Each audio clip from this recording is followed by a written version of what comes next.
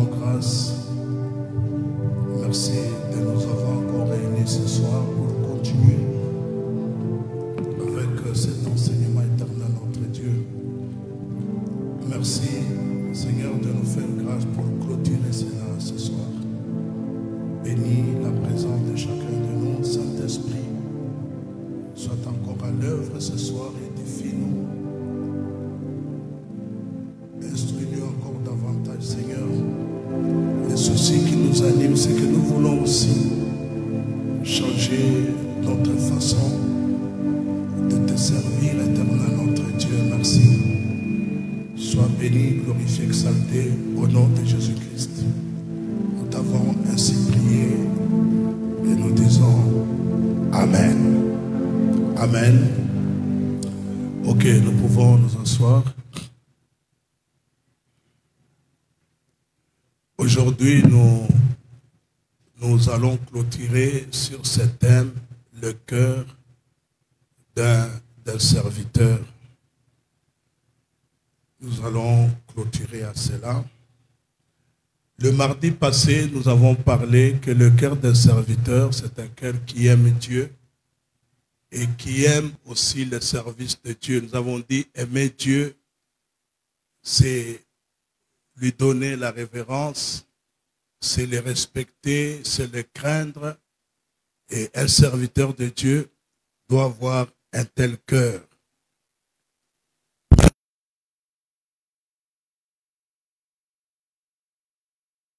Quelques notions supplémentaires sur le cœur d'un serviteur. Quelques notions supplémentaires sur le cœur d'un serviteur.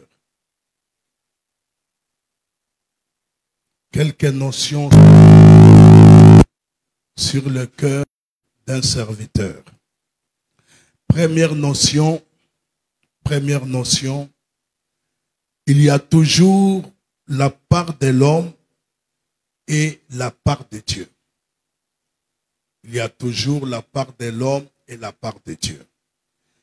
Dans 2 Timothée chapitre 2 verset 15, 2 Timothée chapitre 2 verset 15, la Bible dit: efforce-toi de te présenter devant Dieu comme un homme éprouvé, un ouvrier qui n'a point à rougir, mais qui dispense droitement la parole de la vérité. Donc, un serviteur doit toujours savoir qu'il y a la part qui lui revient, que lui doit faire. Il y a aussi l'autre part que Dieu pourra faire. Parce que très souvent, nous croyons que Dieu va faire tout pour nous. Non, Dieu ne fera pas tout pour toi. Toi aussi, tu as une part de responsabilité. Tu as une charge. Tu as quelque chose que tu dois faire et Dieu va compléter le reste. Vous voyez ici, par exemple, dans 2 Timothée 2,15, il est dit que efforce-toi de te présenter devant Dieu comme un ouvrier éprouvé. Un ouvrier qui est approuvé. Un ouvrier qui a fait digne d'approbation. Un ouvrier qui est digne d'approbation. C'est-à-dire, ça c'est la part que le serviteur doit faire. Tu dois me présenter, le reste Dieu va le faire. C'est-à-dire, dans notre façon même de servir Dieu, il y a la part de l'homme, il y a aussi la part de Dieu. Donc ça, c'est la première notion que nous devons retenir. Deuxième notion. Il y a plusieurs notions, nous allons essayer d'aller vite. Deuxième notion. Le cœur du serviteur doit être disposé à servir, c'est-à-dire son cœur doit se tourner vers les autres avec leurs besoins, car notre maître était ainsi et il avait ce cœur. Je vais répondre. Le cœur du serviteur doit être disposé à servir, c'est-à-dire se tourner vers les autres avec leurs besoins. Car notre maître était ainsi et notre maître avait ce cœur-là. C'est-à-dire, le cœur d'un serviteur doit être un cœur qui est disponible à servir les autres. Yakosalela baninga, yakosalela bato mosusu. Parce que tango totali, kolona biso Yesu azalaki na motema wana. Donc motema yakosokipe na baninga. Ça c'est un aspect important. Un serviteur ne peut pas être indifférent à l'égard ya baninga, à l'égard soit il y a membre église moko par exemple, a dit très bien que membre église wana azobela. Mais tu ne peux pas être indifférent. Même si tu n'es pas pasteur. Mais aux serviteurs, au cause de l'indifférenté, tu ne peux pas être indifférent. Tu dois faire quelque chose pour la personne parce qu'en fait, le cœur que nous avons doit être un cœur qui est disponible de se tourner vers les autres. Dans Matthieu, chapitre 20. Dans Matthieu, chapitre 20, nous allons lire le verset 26 à 28. Matthieu, chapitre 20, verset 26 à 28. L'abbé dit ceci.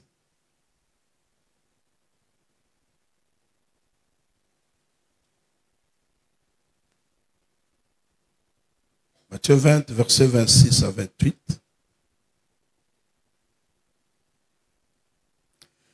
Il n'en sera pas de même au milieu de vous, mais quiconque veut être grand parmi vous, qu'il soit votre serviteur. Et quiconque veut être le premier parmi vous, qu'il soit votre esclave. C'est ainsi que le Fils de l'homme est venu non pour être servi, mais pour servir et donner sa vie comme la rançon de plusieurs. Notre Seigneur avait un cœur qui se tournait vers les autres. Il aimait les autres. Il aimait s'occuper des autres, de leurs besoins, de leurs problèmes. Et c'est comme ça que Jésus dit, celui qui veut être le plus grand doit être le serviteur de tous. Et lui-même dit qu'il est venu non pas pour qu'il soit servi, mais il est venu pour faire quoi? Pour servir. Donc un cœur d'un serviteur doit être un cœur qui doit s'occuper des autres. S'occuper des autres quand ils sont en difficulté, quand ils ont des problèmes. Vous savez, laissez-moi vous dire quelque chose de très important. Vous savez, c'est dans les difficultés, c'est dans les problèmes que la personne a besoin du soutien. Et j'ai vu que la plupart des personnes, quand la personne est malade, elle a besoin du soutien des autres. Quand la personne est en difficulté, elle a besoin du soutien des autres. C'est-à-dire, nous ne devons pas être seulement des serviteurs qui regardent seulement nos problèmes à nous-mêmes. Non. Nous sommes des serviteurs et nous devons avoir un cœur qui est tourné vers les autres. Moninga, to bapesi communiquer yamatanga, mais un cœur d'un serviteur. Mais tant que nous moninga, parce que vous savez bien aimé, et l'oko boye bakate, hein, et ça moment ya pas si wanande moutonarkana besoin de songi. Je vous assure. Moi, je vis des gens, quand on est à l'hôpital, il a commencé à verser des larmes. Il y a un frère dans l'église ici. Ce frère-là était mourant. On l'a mené, il a fait des tensions. On a commencé à les traiter dans un centre ici, ça n'a pas tenu. On l'a mené à l'hôpital de Kitambo. Il était dans les soins intensifs. Et ce frère ne s'attendait pas peut-être à voir moi se déplacer. Mais quand j'ai appris que la situation s'était aggravée, bien aimé dans le Seigneur, j'ai tout fait malgré les problèmes que j'avais, les programmes que j'avais. J'ai tout fait, je suis arrivé à Kitambo. J'ai demandé aux infirmiers, aux médecins qui étaient là, s'il y avait moyen, j'étais son pasteur, s'il y avait moyen de voir le frère. Je suis entré dans les soins intensifs. Quand le frère m'a vu, les larmes ont coulé à ses yeux. Je l'ai exhorté, j'ai dit non frère, mets foi en Dieu, nous allons prier, Dieu va t'aider, Dieu va te guérir. Et on a prié avec le frère, je suis parti, quelque temps après, j'ai vu que le frère, Dieu l'a fait grâce, il s'est rétabli, il est sorti de l'hôpital.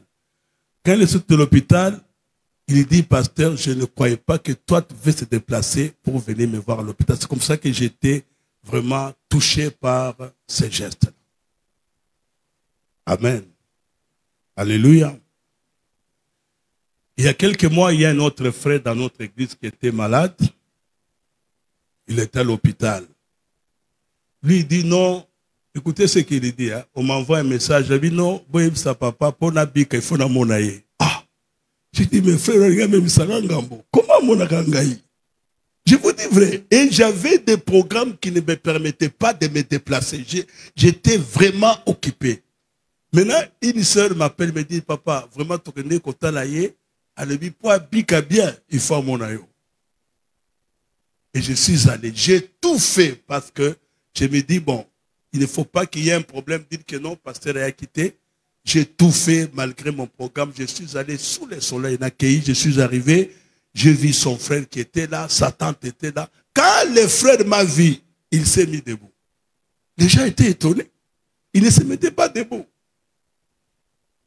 Il ne se mettait pas debout. Vous savez, tout ça, ça demande aussi qu'il faut avoir ce cœur-là pour les autres.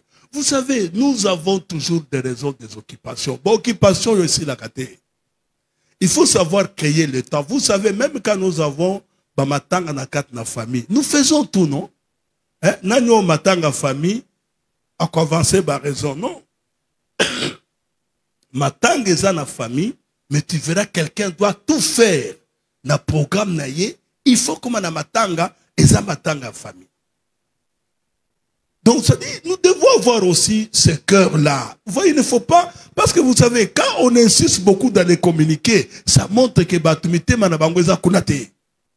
Ça doit être quelque chose d'automatique.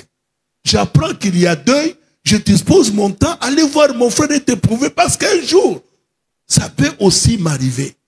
Je peux être aussi éprouvé.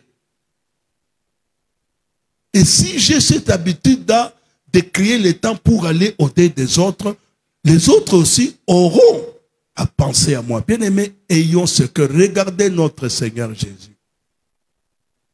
Jésus avait ce cœur. Vous voyez, il est allé même dans la maison de plusieurs personnes, la maison des Zachée. Il est allé parce qu'il devait visiter des gens, voir des gens, visiter leur vie. Et avoir le temps aussi de s'occuper d'eux. C'est ça. C'est ça, avoir un cœur d'un serviteur. Donc, s'occuper aussi des autres. Parce que Jésus dit que le plus grand parmi vous doit être votre serviteur. Quand nous lisons dans Luc 22, dans Luc chapitre 22, Luc 22, versets 24 à 27. Luc 22, versets 24 à 27, la Bible dit ceci.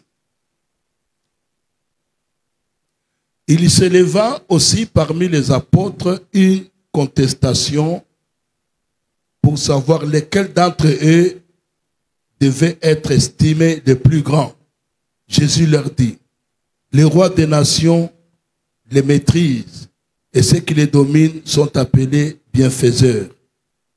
Qu'il en soit pas de même pour vous, mais que le plus grand parmi vous soit comme le plus petit, et celui qui gouverne comme celui qui sert, car le plus grand, c'est celui qui est à table, ou celui qui sert.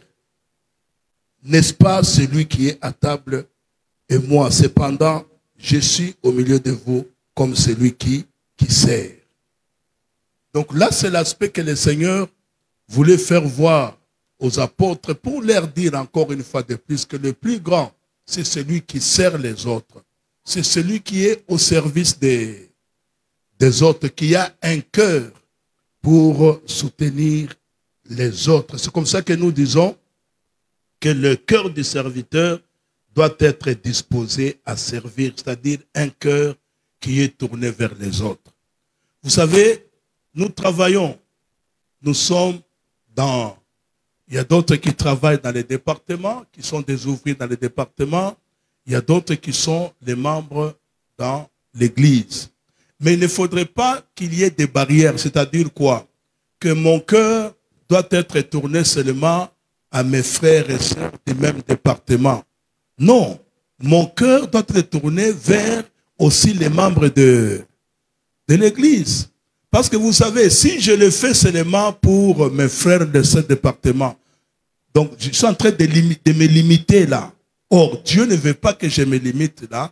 Dieu aimerait que je puisse aller au-delà. Mais il est vrai que mes frères et sœurs avec qui nous servons ensemble, même département, en tout cas, si j'apprends qu'il est malade, je dois avoir aussi un cœur qui est sensible de le voir. Si j'apprends qu'il a ceci, cela, je dois le faire. Mais je ne me limite pas seulement à mes frères et sœurs département, mais je dois faire un effort d'aller au-delà. Donc c'est ça le cœur d'un serviteur. Un cœur qui est sensible. Parce que je vous dis, c'est dans les difficultés, c'est dans les problèmes que la personne a besoin de voir ses serviteurs prier pour lui, de voir même la présence de ses serviteurs, ça fait du bien. Et la personne se sent réconfortée. La personne se sent soutenue. Cette personne ne se voit pas abandonnée. Il ne se voit pas abandonné, il dit que non, mes frères. Et de ce côté-là, j'aimerais que Dieu nous aide parce que à travers le monde, il y a plusieurs exemples à travers le monde. Vous savez, le monde d'aujourd'hui, c'est un monde qui a évolué sur l'aspect de la solidarité aussi. L'aspect de la solidarité. C'est un monde qui a évolué sur l'aspect de la solidarité. C'est comme ça, vous allez voir même quand il y a des deuils dans les quartiers, les gens des quartiers s'organisent pour assister la personne, tout ça. Et donc, il y a cet esprit-là, il y a cette pensée-là, de voir que la personne est dans des difficultés, la personne est éprouvée et la personne a perdu un être cher. Nous devons réconforter cette personne, nous devons essayer de lui rendre visite. Donc, le monde d'aujourd'hui, les gens s'organisent dans les quartiers, ils le font aussi. Mais il faut que l'Église arrive à comprendre, surtout les serviteurs, arrive à comprendre que pour nous, nous devons avoir un cœur de le faire plus que ce que le monde fait. Peut-être le monde le fait pour que les gens voient. Alléluia. Mais nous, nous devons le faire parce que ça doit provenir de notre cœur. Et Jésus l'a fait. Notre Seigneur, c'est ce qu'il a fait. Il avait dit qu'il marchait de ville en ville, de village en village, priant pour tous ceux qui étaient malades, réconfortant. Voilà ce que notre Seigneur avait. Il avait ce cœur-là. Et nous, en tant que serviteurs, nous devons avoir ce cœur-là. Troisième notion, le cœur du serviteur doit être conscient que Dieu est la source de tout ce qu'il peut avoir comme puissance, comme capacité, comme onction. C'est-à-dire, le cœur du serviteur doit être conscient que Dieu est la source de tout ce qu'il peut avoir. La capacité, la puissance, etc. C'est Dieu qui en est la source. Nous allons lire deux passages dans la Bible. Jean chapitre 15. Jean chapitre 15, verset 5. Jean chapitre 15, verset 5, la Bible dit, Jésus dit, je suis le cep, vous êtes les sarments. Celui qui demeure en moi et en qui je demeure porte beaucoup de fruits. Car sans moi, vous ne pouvez rien faire. Alléluia. Donc, le cœur du serviteur doit être conscient que Dieu est la source de la capacité. C'est Dieu qui donne des capacités. C'est Dieu qui donne de la puissance. C'est Dieu qui donne cette capacité pour que vous soyez à mesure de bien les servir. C'est Dieu qui en est la source. il n'y a pas une autre source. Je vais ajouter encore un autre verset dans 2 Corinthiens chapitre 3. 2 Corinthiens chapitre 3, je prends le verset 5 à 6. La Bible dit, ce n'est pas à dire que nous soyons par nous-mêmes capables de concevoir quelque chose comme venant de nous-mêmes. Notre capacité, au contraire, vient de Dieu. Il nous a aussi rendus capables d'être ministres d'une nouvelle alliance, non de la lettre, mais de l'esprit. Car la lettre dit, mais l'esprit vivifie. Donc c'est Dieu qui nous rend capables.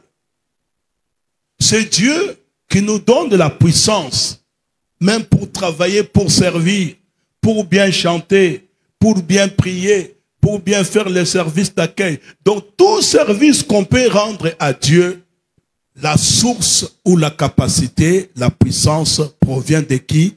De Dieu. C'est la raison pour laquelle à chaque fois vous vous sentez faible, à chaque fois vous constatez que la manière que vous êtes en train de servir ne donne pas de résultats. Retournez à la source. La source, c'est Dieu. Donc n'allez pas chercher cette capacité ailleurs. La source, c'est Dieu. Donc le serviteur doit avoir un cœur qui est conscient que non. Chaque fois que je suis en difficulté, chaque fois j'ai besoin d'exceller, chaque fois j'ai besoin de faire un travail qui a de l'impact, la source c'est Dieu. Il faut retourner auprès de Dieu. Même chaque fois que tu te sens fatigué, hein, tu n'as plus de force, retourne auprès de Dieu. Ça veut dire qu'il renouvelle la force en nous, il nous donne la force des buffles. Donc nous devons avoir ce cœur-là qui est conscient que la capacité vient de Dieu. C'est comme ça que Paul dit, hein, aux Corinthiens. Il dit qu'il ne faudrait pas, hein, ce n'est pas à nous de dire que nous soyons par nous-mêmes capables de concevoir quelque chose comme venant de nous-mêmes. Non. Notre capacité vient de qui? Vient de Dieu. Donc c'est comme ça que nous devons toujours recourir, nous devons toujours retourner auprès de lui. Et c'est la raison pour laquelle il est important par là que pour recourir auprès de Dieu, c'est par le moyen aussi de la prière. Donc je dois retourner pour demander à Dieu la capacité qu'il faut. Parce que c'est Dieu qui nous rend capables. Et vous savez, quand Dieu donne la responsabilité à quelqu'un, vous avez la charge. Dieu vous donne aussi la capacité d'être à mesure d'accomplir cette charge. Mais de ne pas l'accomplir n'importe comment, mais de la faire pour qu'il y ait de bons résultats. Je l'ai dit l'autre fois, bien-aimé, ne nous contentons pas seulement de dire j'ai servi. Oui, tu as servi, mais quels sont les résultats que ça a apporté? Parce que Dieu a besoin de résultats. Et si cette capacité vient de Dieu, le résultat sera toujours meilleur. Il y aura toujours un résultat meilleur. Donc il faut être conscient que la capacité vient de Dieu. Et c'est Dieu qui en est la source. Ne va pas chercher ailleurs. Il n'y a pas d'autre source que Dieu. Amen. Alléluia. N'allez pas chercher la puissance, l'onction ou la capacité ailleurs. Non. Notre source, c'est Dieu. Nous devons avoir ce cœur-là qui est conscient que c'est Dieu qui est la source de cette capacité. Quatrième notion.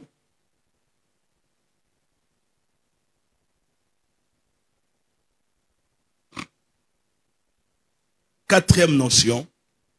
Le cœur du serviteur doit être humble. Le serviteur a un cœur humble. Humble. Le serviteur doit avoir un cœur humble et reconnaissant.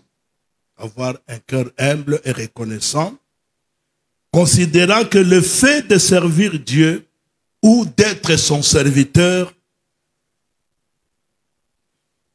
c'est comme un privilège, un honneur et même une faveur. Donc le fait de servir Dieu, c'est une faveur que Dieu t'accorde.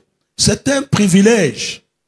C'est comme ça que tu n'as pas besoin de t'enorgueillir. Non. Parce que tu n'as pas besoin de t'enorgueillir. Pourquoi? Parce que il faut comprendre que Dieu m'a fait une faveur. C'est une grâce que j'ai obtenue de lui, que je sois son serviteur. C'est comme ça, dans 1 Timothée, chapitre 1, 1 Timothée, chapitre 1, nous lisons le verset 12 à 13. 1 Timothée chapitre 1, le verset 12 à 13. Il avait dit ceci: je rends grâce à celui qui m'a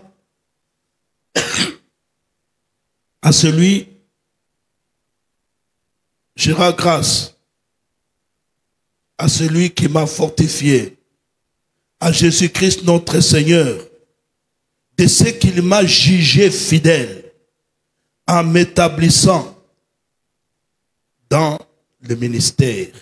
Moi qui étais auparavant un blasphémateur, moi qui étais auparavant un persécuteur, moi qui étais un homme violent, mais j'ai obtenu miséricorde parce que j'agissais par ignorance dans l'incrédulité. Et la grâce de notre Seigneur Jésus-Christ a surabondé dans ma vie. Ça c'est Paul. Paul reconnaît que c'est la grâce de Dieu qu'il est devenu ce qu'il est. Il dit: autrefois j'étais un persécuteur. Autrefois j'ai même été un blasphémateur. J'ai persécuté le Seigneur. Mais il m'a fait grâce aujourd'hui de m'établir comme ministre de l'Évangile. C'est une grâce, c'est une faveur. C'est la raison pour laquelle tu n'as pas besoin de devenir orgueilleux. Si tu es orgueilleux, c'est que tu crois que ce que tu es, c'est ta force ou c'est ta puissance. C'est comme ça que tu es orgueilleux. Mais si tu reconnais que c'est la grâce de Dieu, tu dois être humble.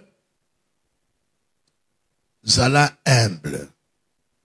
Il faut avoir un cœur humble.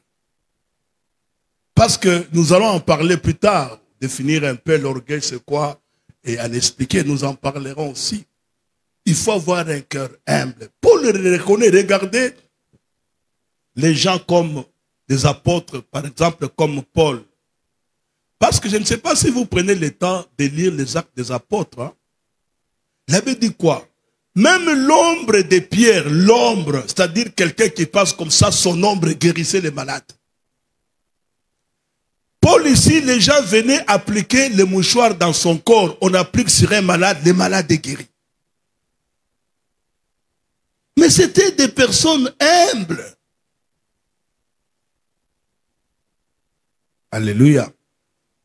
Pourquoi ils étaient humbles? Parce qu'ils reconnaissaient que c'est la faveur de Dieu. C'est la grâce de Dieu qui a fait qu'ils puissent devenir ce qu'ils étaient. Ce n'est pas leur effort.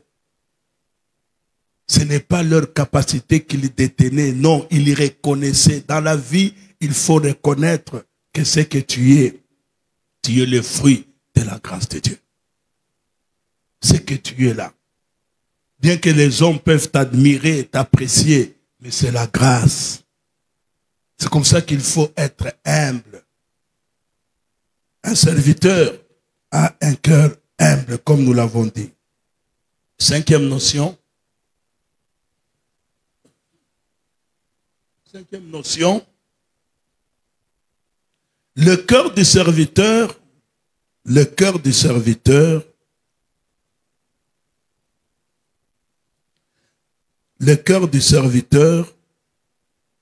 doit influencer la qualité de sa vie, afin que le nom de Dieu ne soit pas blasphémé.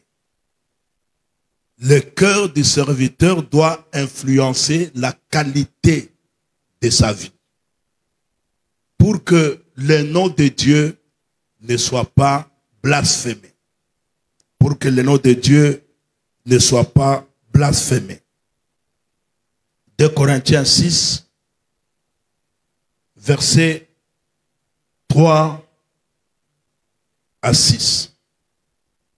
2 Corinthiens 6, versets 3 à 6. Le cœur du serviteur doit influencer la qualité de sa vie pour que le Dieu qu'il sert ne soit pas blasphémé. Le Dieu qu'il sert ne soit pas blasphémé. 2 Corinthiens 6, 3 à 6, la Bible dit ceci. 2 Corinthiens 6, à partir du verset 3. Nous ne donnons aucun scandale en quoi que ce soit, afin que le ministère ne soit pas un objet de blâme, mais nous nous rendons à tous égards recommandables comme serviteurs de Dieu par beaucoup de patience, dans les tribulations, dans les calamités, dans les détresses, sous les coups, dans les prisons, dans les séditions, dans les travaux, dans les veilles, dans le jeûne, par la pureté, par la connaissance, par la longanimité, par la bonté, par un esprit saint, par une charité sincère, par la parole de vérité, par la puissance de Dieu. Un cœur de serviteur, c'est un cœur qui doit influencer sa vie. Quand on dit que tu es serviteur, ou quand on dit que tu as une charge dans l'église, tu peux être ouvrier, tu peux être, je ne sais pas, qui intercesseur, chantre, ainsi de suite. Tu dois savoir que ce qui compte, ce n'est pas que tu puisses apparaître quand les gens te voient, applaudissent, tu chantes. Non. Il faut savoir que les gens aimeraient voir en toi aussi la qualité de vie d'un serviteur.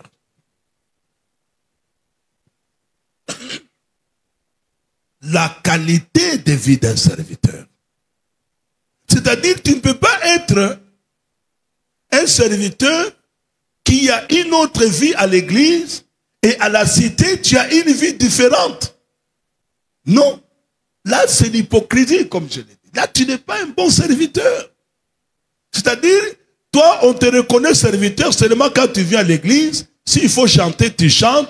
S'il faut intercéder, tu intercèdes. S'il faut faire les protocoles, tu fais les protocoles. Mais quand tu sors d'ici, tu deviens une autre personne. Là, vraiment, c'est regrettable parce que, à ce moment-là, le nom de Dieu est blasphémé à cause de toi. Et Dieu ne sera pas content de toi. On est serviteur aussi par la qualité de sa vie. Cherchez à mener une bonne vie de serviteur, pas une bonne vie dans le monde, parce que vous savez, d'ailleurs, quand on dit de quelqu'un qui est serviteur, un serviteur ne cherche pas à plaire à tout le monde. Un serviteur cherche à plaire d'abord à qui? À Dieu, à celui qui l'a appelé.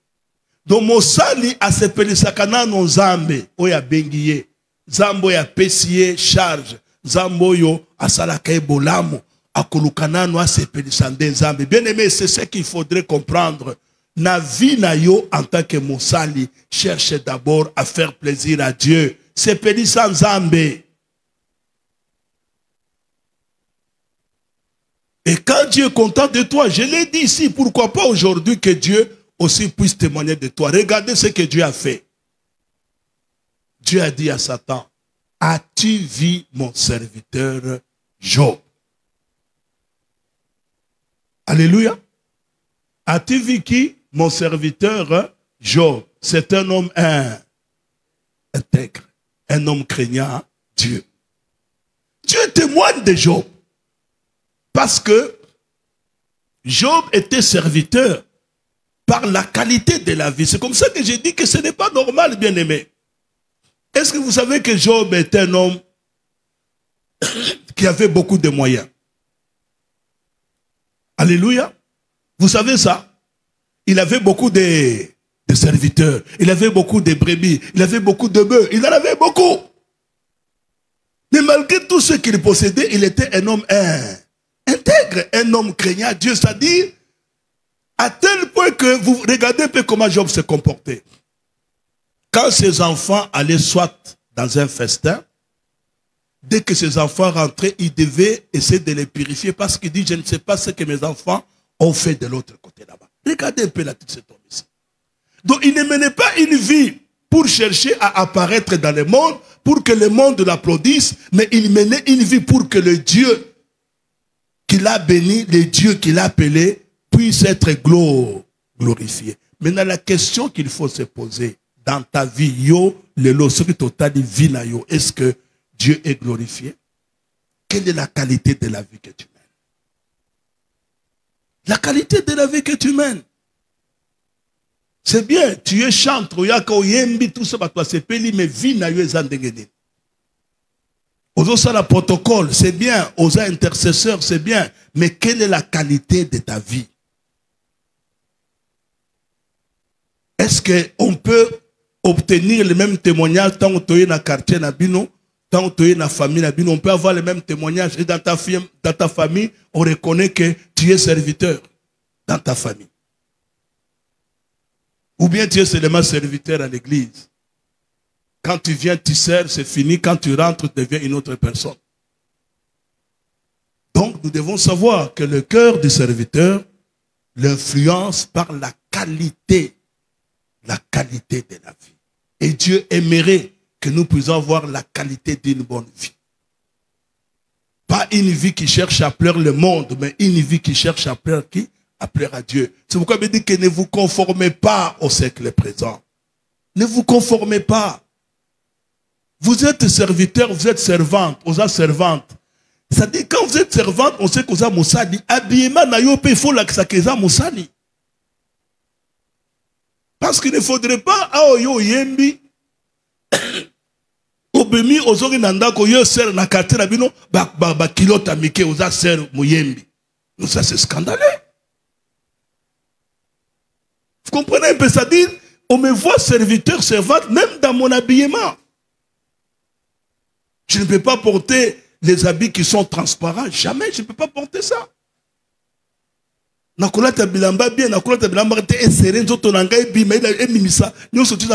peux pas faire ça. Ça, c'est la séduction. Vous comprenez? Donc, on n'est pas serviteur seulement na combo. Non. Le cœur d'un serviteur cherche aussi la qualité. Qualité à vie. Pour que le Dieu que je sers soit glorifié. Je m'habille avec pudeur. Je mène une vie qui est correcte. Nous avons mené double vie. Ndenge nazalaka l'église, ndenge nazalaka nandako, ndenge nazalaka pe na quartier.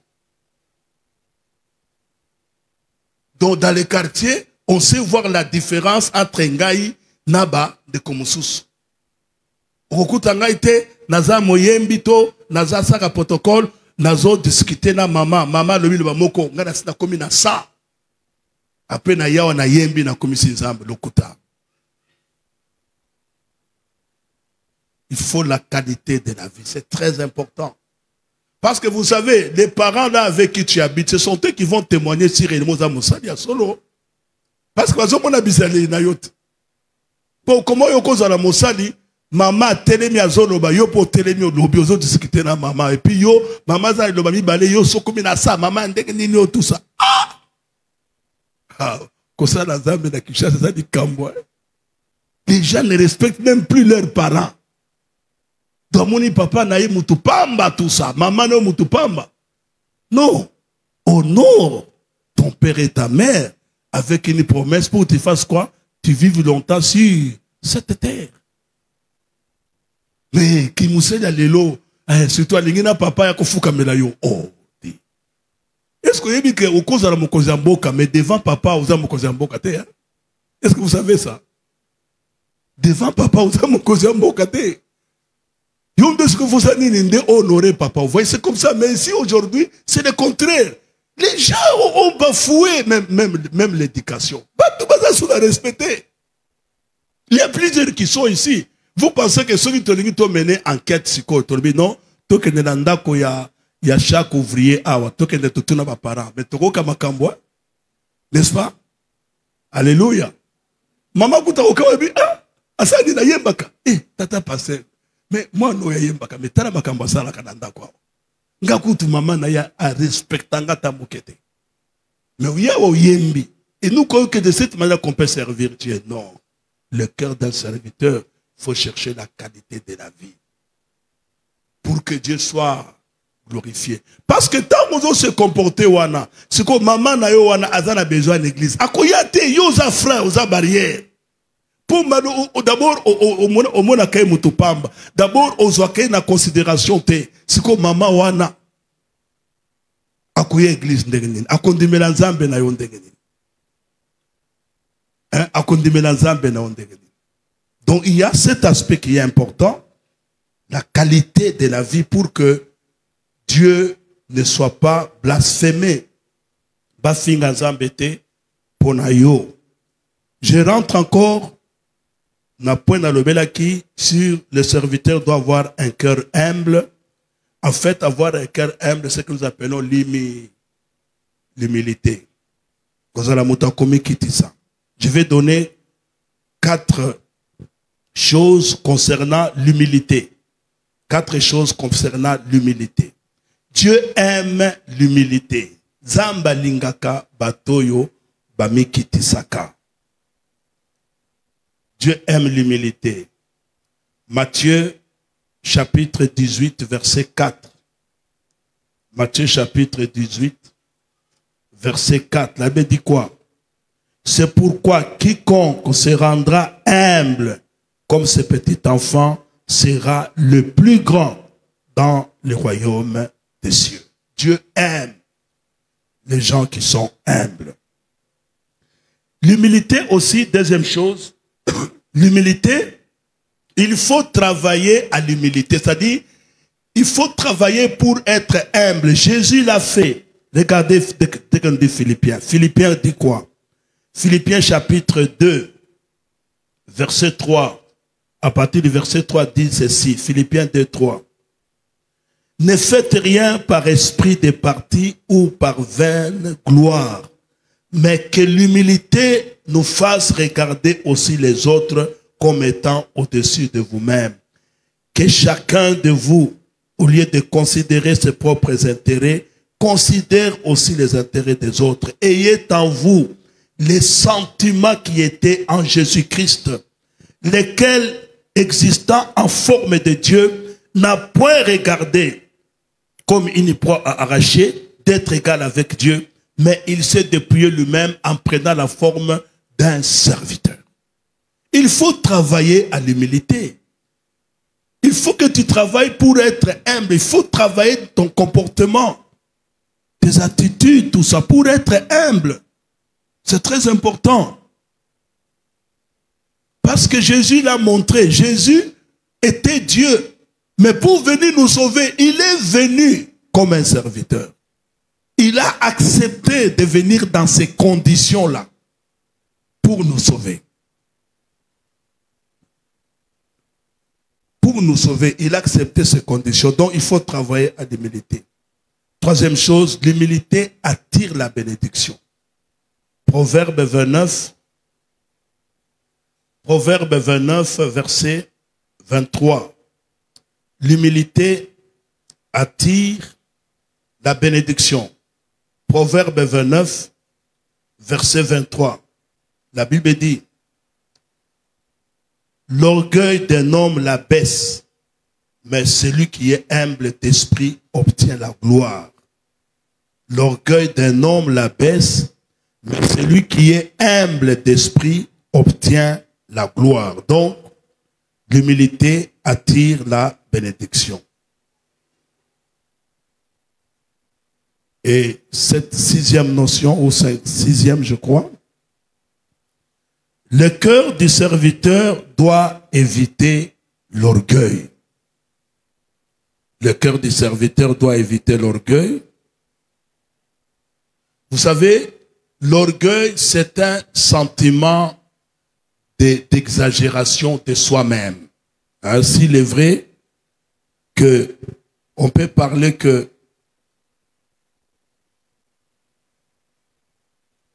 on peut dire dans ce sens que l'orgueil est un sentiment de suffisance et de prise de conscience exagérée de sa valeur. C'est-à-dire, il est vrai que tu reconnais ta valeur, tu reconnais qui tu es, mais tu exagères.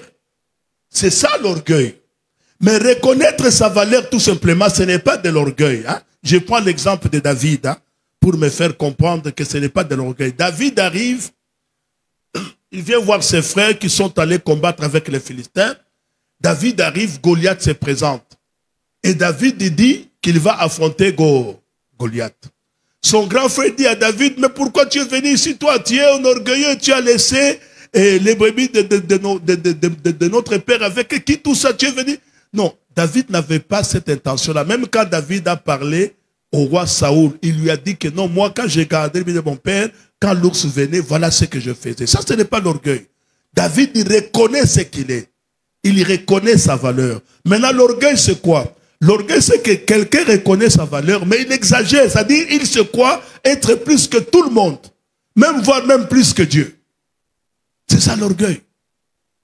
L'exagération de sa valeur. L'exaltation de soi-même. C'est-à-dire, tu ne considères même pas les autres. Ponayo, Bamusu sona baza rien. Yondoza final, yondoza souka. Je me souviens, je vais vous faire rire. Vous savez, moi, quand j'ai commencé à servir Dieu, j'ai commencé à le servir à l'intercession.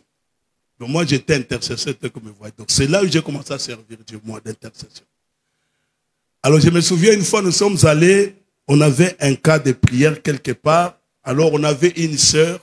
Cette sœur-là avait la grâce. Quand nous allons faire des prières, des cas de délivrance, c'est elle qui avait les dons de la vision. Elle voyait des choses, tout ça. Et ça nous aidait pour la prière. Alors, un jour, on devait partir. La sœur là, bandi, ba fière. Oh, t'es, on a zoka bien, t'es, tout là. Bon, si on a zoka bien, t'es, tout au Kenya. Bon, qu'elle ne te retard dans ce qu'ils ont mis, à Koulakisa. Ah! Donc, vous comprenez déjà là, c'est ça l'orgueil. C'est-à-dire que, donc, yo kanisi que, ce qui baké, le kola yo zate, c'est que ma remerosa nini, et qu'on marchait. Non. Et vous savez bien aimé, nous sommes allés, Dieu a utilisé une autre personne. Alléluia. C'est ça l'orgueil, c'est-à-dire, tu ne considères pas les intérêts des autres. Un orgueilleux andimaka mutumususute. Un orgueilleux andimaka grâce à moningate. A moningaka ye na ye. Non. Il faut aussi considérer que les autres ont la grâce. Il faut aussi considérer les intérêts des autres. C'est très important. Même à Tassoki Bozo Yemba, je sais que dans ba Yembi, Bakeseni ba voix, ba tout ça, ba to, ba nini, tout ça. Bon, je suis sûr et certain. Ceux qui ont yemba kalto, tout ça, l'équipe a notre pas moussou, pas à peine voix en dengue tout ça. Vous comprenez un peu? Donc c'est ça, il ne faut pas toujours croire que non, yo l'équipe a tout yon so, lokuta na yo. Reconnaître que ngai nazana une partie à grâce na ngai ya, o pezana nini, azana grâce na ye. Ça c'est une bonne chose. Donc le cœur d'un serviteur doit éviter l'orgueil. Parce que la Bible nous dit très bien ici que Dieu résiste aux orgueilleux. Dieu résiste aux orgueilleux. Hein? Dieu résiste aux orgueilleux. Vous pouvez lire dans Proverbe 16, 18. Proverbe 16, 18 et puis Psaume 31, verset. Donc Proverbe 16, 18, Proverbe 15, 25. Et puis, Luc chapitre 18, verset 10 à 12, les mépris des autres. En Luc chapitre 18, on nous parle de l'histoire d'un pharisien avec d'un sadducéen. Luc 18, verset 10 à 12. Nous avons dit qu'un orgueilleux, il méprise toujours les autres. Un orgueilleux ne considère pas les autres. Dans Luc 18, verset 10 à 12, écoute ce que dit la Bible. Deux hommes montèrent au temple pour prier. L'un était pharisien et l'autre publicain. Le pharisien debout priait ainsi à lui-même. Ô Dieu, je te rends grâce de ce que je ne suis pas comme le reste des hommes, qui sont ravisseurs, injustes, adultères, ou même comme ces publicains. Moi, je jeûne 2 fois la semaine. Je donne la dîme de tous mes revenus. Le publicain, se tenant à distance, n'osait pas même lever les yeux au ciel. Mais il s'est frappé la poitrine en disant, « Oh Dieu, aie pitié, ou sois apaisé envers moi, qui suis un pécheur. » Je vous l'ai dit, celui-ci descendit dans sa maison, justifié que l'autre. 2 personnes sont allées prier. L'autre pharisien, l'autre, on parle, c'était, il était un publicain. Le pharisien, il lui prie, lève ses mains, Seigneur, moi je suis ceci, cela. Je ne suis pas comme cet homme ici. Mais l'autre là n'osait même pas lever. Donc c'est la raison pour laquelle un orgueilleux méprise toujours les autres.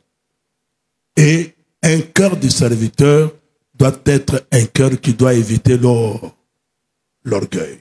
Amen. 8e ou 7e notion. Nous se sommes tentés d'aller vers la fin. 7e notion. Le cœur du serviteur, c'est un cœur qui sait pardonner. C'est un cœur qui pardonne. Le cœur du serviteur, c'est un cœur qui pardonne, qui pardonne. Bien-aimés, nous allons lire quelques passages dans la Bible. Le premier passage, nous sommes dans 2 Timothée, chapitre 4. 2 Timothée, chapitre 4. Le cœur du serviteur, c'est un cœur qui pardonne. 2 Timothée, chapitre 4. Le verset 14 à 18. 2 Timothée 4, verset 14 à 18. Alexandre le forgeron, ça c'est Paul qui parle, hein? Il s'adresse à Timothée. Écoutez ce que Paul dit. Alexandre le forgeron m'a fait beaucoup de mal. Alexandre le forgeron m'a fait beaucoup de mal. Le Seigneur lui rendra selon ses œuvres. Garde-toi aussi de lui, car il s'est fortement opposé à nos paroles. Dans ma première défense, personne ne m'a assisté, mais tous m'ont abandonné. Que cela ne leur soit point imputé. C'est le Seigneur qui m'a assisté et qui m'a fortifié afin que la prédication fût accomplie par moi et que tous les païens l'entendirent. Et j'ai été délivré de la gueule des lions. Le Seigneur me délivrera de toute œuvre mauvaise et il me sauvera pour me faire entrer dans son royaume céleste. À lui soit la gloire au siècle des siècles. Le cœur d'un serviteur, c'est un cœur qui pardonne. Paul parle d'Alexandre le forgeron qui lui a fait beaucoup de mal. Beaucoup de mal. Il est dit ici, il dit à Timothée, sois prudent, cet homme nous a fait beaucoup de mal. D'abord, il s'est opposé à nos paroles, ainsi de suite. Dans l'œuvre de Dieu, on te fera aussi du mal. On va te critiquer, on parlera mal de toi. Peut-être à tort ou à travers. On va inventer parfois des choses sur toi. Mais laquelle sera ta réaction? Quelle sera ta réaction? Paul a vécu cela. Paul parle même que dans ma première défense, c'est-à-dire Paul, quand il s'était présenté devant le gouverneur parce qu'on l'avait arrêté, il devait se défendre. Tout le monde l'a abandonné. Mais il dit le Seigneur l'a assisté. Écoutez, il y a des choses dans l'œuvre de Dieu, dans le service de Dieu que vous allez rencontrer. Mais il ne faut pas, comme je l'ai dit, que le cœur d'un serviteur, c'est un cœur qui ne peut pas garder la haine. Parce que je vous dis que la haine détruit. La haine pousse à faire du mal. Je vous ai dit, n'acceptez jamais la haine envahir votre cœur. Quel que soit ce qu'on vous a fait. Parce que c'est ça, vous voyez, nous avons tendance à regarder même quand Jésus venait avec les disciples. Là, lisez bien la Bible. Là. Jésus venait avec les disciples vers Jérusalem. Il a demandé un faubourg quelque part parce qu'il voulait passer nuit. Quand les disciples sont allés, on a refusé. Les disciples étaient fâchés. Ils disent, mais Seigneur, ces gens se jouent de nous. Faisons quoi? Invoquons le feu du ciel pour faire quoi? Hein? Vous voyez la réaction à toi? Kanda! Baboy koyamba yeso bi ah! Bilo boy koyamba yeso wa. Bozela, trouver de la montée sanini. Jésus a dit quoi? Vous ne savez pas de quel esprit êtes-vous. Très souvent, ça nous arrive. Ah, frère, même si on t'a fait du mal, même si on t'a fait du mal, ne réagis pas de la sorte. Ne réagis pas de la sorte. Un cœur d'un serviteur, c'est un cœur qui pardonne. Tu ne pardonnes pas seulement quand les gens veulent te demander pardon, mais dans ton cœur déjà, tu pardonnes. C'est comme ça, bien-aimé dans le Seigneur. Mais je sais que sur ce point, c'est difficile pour nous, parce qu'il y a des gens qui ont des cœurs durs. Il y a des gens qui ont des cœurs remplis de la haine, qui n'arrivent pas à pardonner. Oh non, jamais. Jamais. Mais regardant, quand tu gardes la haine ou bien au pardonner, que nous dit la Bible? Celui qui ne pardonne pas, hein, le Père aussi ne va pas lui pardonner. Disons ces deux versets rapidement. Colossiens chapitre 3. Colossiens chapitre 3, nous allons à la fin. Colossiens 3, nous prenons les versets 12 à 14. Colossiens 3, versets 12 à 14. La Bible dit quoi? Ainsi donc, comme des élus de Dieu, saints et bien-aimés, revêtez-vous d'entrailles, de miséricorde, de bonté, d'humilité, de douceur, de patience. Supportez-vous les uns les autres. Et si quelqu'un a sujet de se plaindre de l'autre, pardonnez-vous réciproquement. De même, Christ vous a pardonné, pardonnez-vous aussi. Par-dessus, revêtez-vous de liens de la charité. Pardonnez-vous réciproquement. Dans Matthieu, chapitre 6, versets 14 à 15. Matthieu 6, 14 à 15. La Bible dit quoi? Si vous pardonnez aux hommes leurs offenses, votre Père Céleste vous pardonnera aussi. Mais si vous ne pardonnez pas aux hommes, votre Père ne vous pardonnera pas non plus vos offenses. Un cœur d'un serviteur, c'est un cœur qui pardonne. Si tu ne parviens pas, prie Dieu, que Dieu t'aide à avoir un cœur qui pardonne. Même quand on te fera du mal, quand on parlera du mal de toi, quand les gens vont t'offenser, quand les gens feront quoi que ce soit sur toi, arrive à pardonner. Parce que quand tu ne pardonnes pas, tu te bloques. Tu comprends? Donc, Osako s'est bloqué, ma soeur, même si ce frère-là, il t'a déçu. Ce frère-là, il t'a déçu, tout ça, pardonne-lui. Limbisaye, on s'est libéré, l'ongolé na motema, non pas ce qu'on s'est bloqué, pamba, il faut savoir pardonner. Le pardon est une puissance qui nous libère. Et la Bible dit très bien que nous devons nous pardonner réciproquement. Partout où nous sommes, même dans nos familles, n'est-ce pas qu'il y a des problèmes, non? Alléluia. Dans nos familles, il y a des problèmes, non?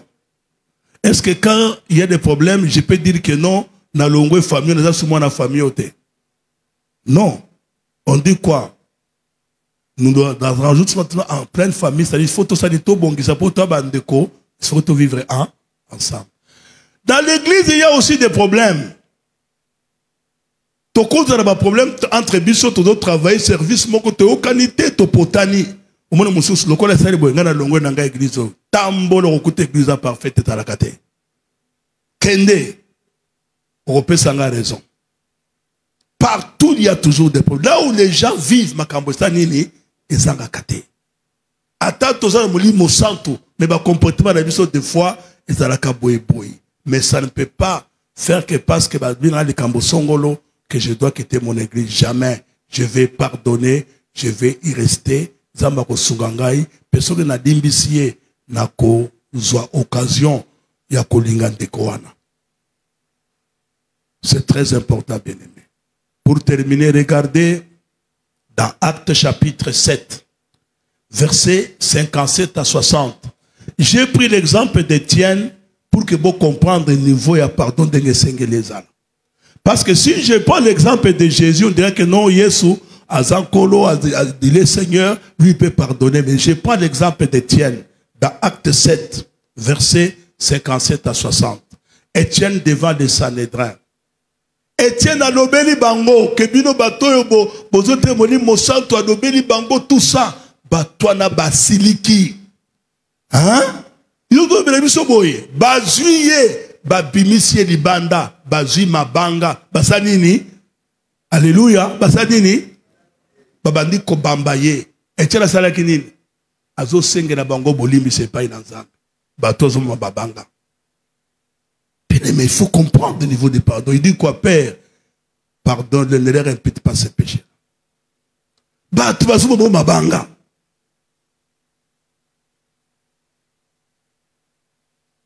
Mais à l'imbi bango, Étienne a pardonné. Ce que yo ibsanga di kamnino ya grave yo ko limbisa te. Di kambonini. C'est par là que nous arrêtons, fermons nos yeux, nous allons prier. Quel est ce problème-là que tu ne peux pas pardonner? Le cœur d'un serviteur, c'est un cœur qui pardonne. Pardonnez-vous réciproquement. S'il y a eu des problèmes entre vous, dans le groupe d'adoration, dans le problème de service, tout ça, tu as eu des problèmes avec quelqu'un, non, il faut pardonner, mon frère. Il faut pardonner. Aujourd'hui, c'est la clôture. Nous aimerions, avec tout ce qu'on a appris, c'est le 4e mardi, nous aimerions prier. Accordez-moi même 10 minutes de plus pour que tout bon de l'ensemble. J'aimerais que nous puissions prier, que Dieu nous fasse grâce, que le Saint-Esprit travaille nos cœurs, que nous ayons un cœur d'un serviteur. Qui serviteur n'a besoin à la terre, na libanda, il fait à la carte na motema. Dieu sonde nos cœurs.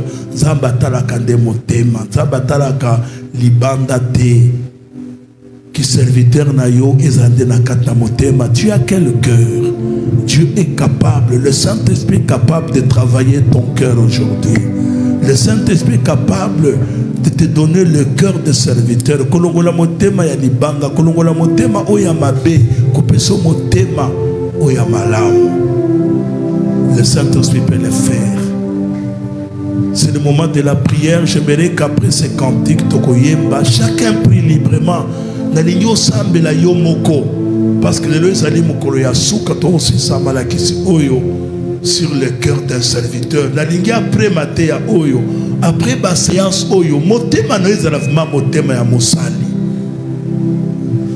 c'est ça le but de Dieu. S'il a voulu que nous suivons ces enseignements, c'est pour que Dieu a vu en nous qu'on n'avait pas le cœur d'un serviteur.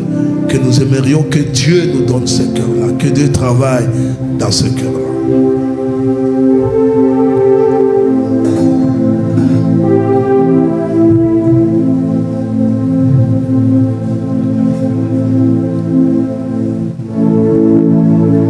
Nous chantons ces cantiques, après nous allons prier.